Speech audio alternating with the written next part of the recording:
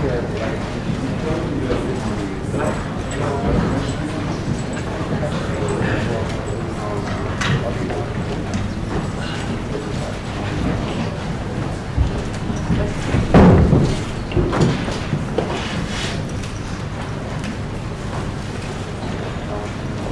morning, ladies and gentlemen. Welcome to this special London Film Festival press conference for The Road. I'm Jason Solomon. It's my honour to be mediating today. I will start off by introducing our guests and I'll do a couple of questions, and I'll throw questions over to you, of course. We'll start at the end there with a director who first came to my attention in the mid-90s with a film called To Have and to Hold, starring Rachel Griffiths and Checky Carroll, set in the steamy forests of New Guinea. He then came to the London Film Festival in 2002 with a very distinctive Australian Western called The Proposition, which I don't think any of us who've seen it will ever forget. And he's been equally unforgettable in bringing Cormac McCarthy's book to the big screen. He's the director, John Hillcoat.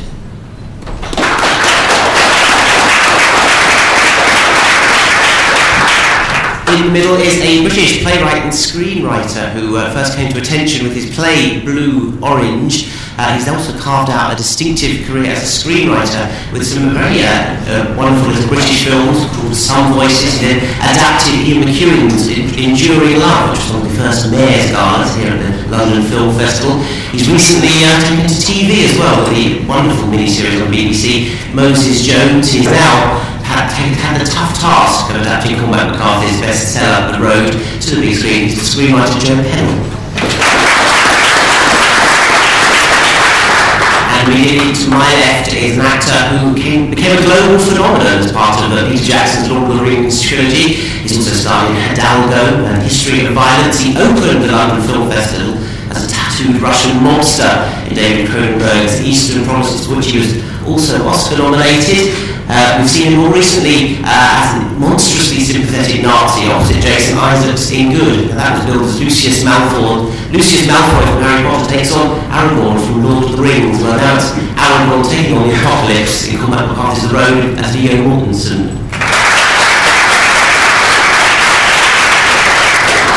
Gentlemen, I'll start with you, John, if I may, because the look of The Road is, you would have thought, vastly different to the last vision you gave, The Proposition, and yet while I was watching it, I was struck by the similarities between the two.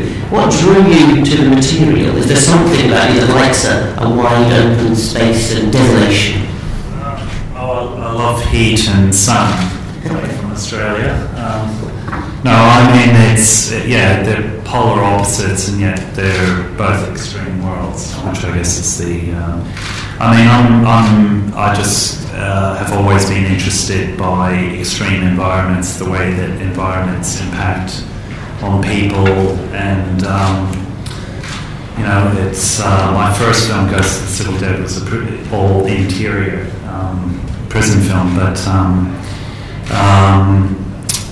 it's just as simple as that. Just where it's a character for the other characters to react from. I think we all do that. You could choose easier shoots, it seems to me, as a director. You could be in a comfy studio, but I think yours looked pretty demanding and grueling. Was this one? I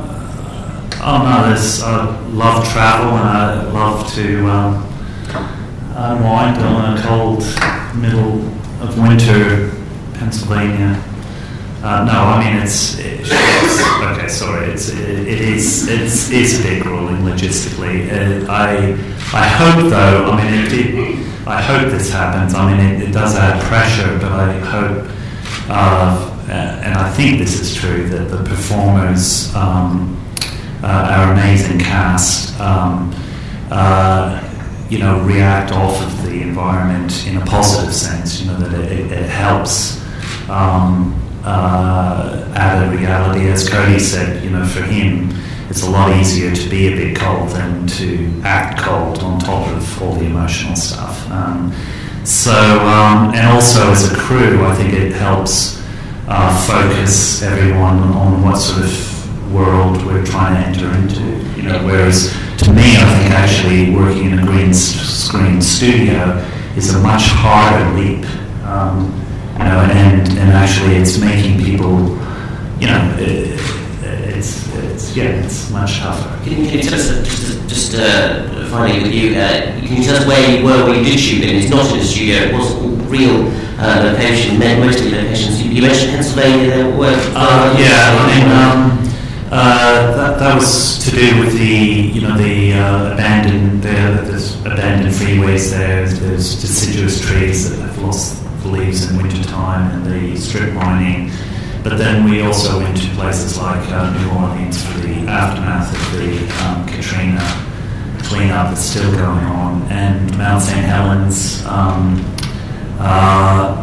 and also Oregon for the Grey Beaches.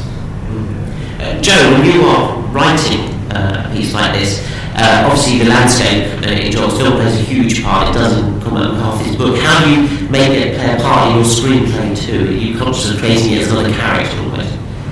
Yeah, what drew me to this was that my usual bag of tricks, like dialogue and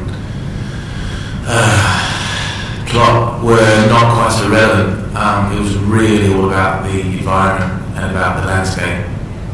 And I love John's film proposition, where the landscape is a character. It's virtually the whole film.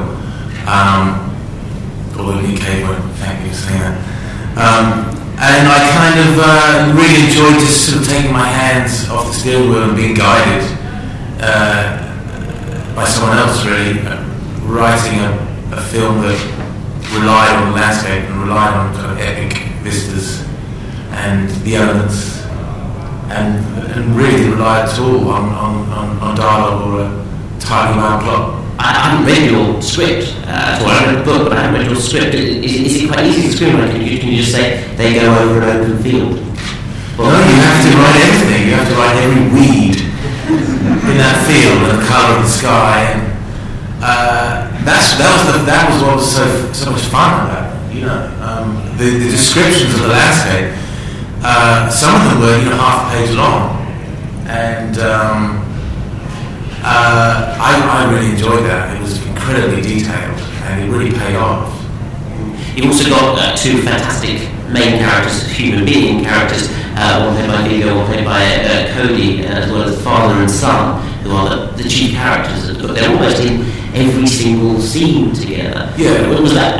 They are in the book as well. Was that a sort of filmic device that was going to be there? No, I love stories like that, and the stories that I've done in the past have always been about one person on a mission, usually, and I find it quite hard to write lots of characters.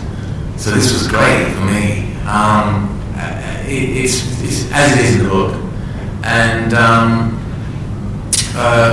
I just kind of did my best to put the book into a different, just a different structure, really. When you were writing it, had the success of McCarthy's No Country for Old Men, film success of it, happened already? Were you conscious of that adaptation while you were doing your... No, none of that happened. I mean, the book hadn't even been published, and I don't think No Country had come out, had it? No, we didn't know any of this was coming. We just thought, what a good book, we've got to do this.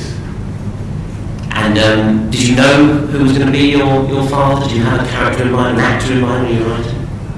Yeah, I think John wanted Viggo right from the start, really, really early on, and that made it easy for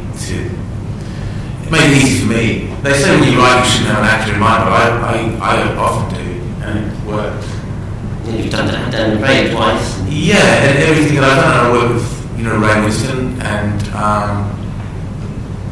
Dan and now Viggo, and what the delight of it is that they always do almost exactly what I kind of dreamt, hoped that they do. What did you tell them to do in the script? Well, they're just professionals, aren't they?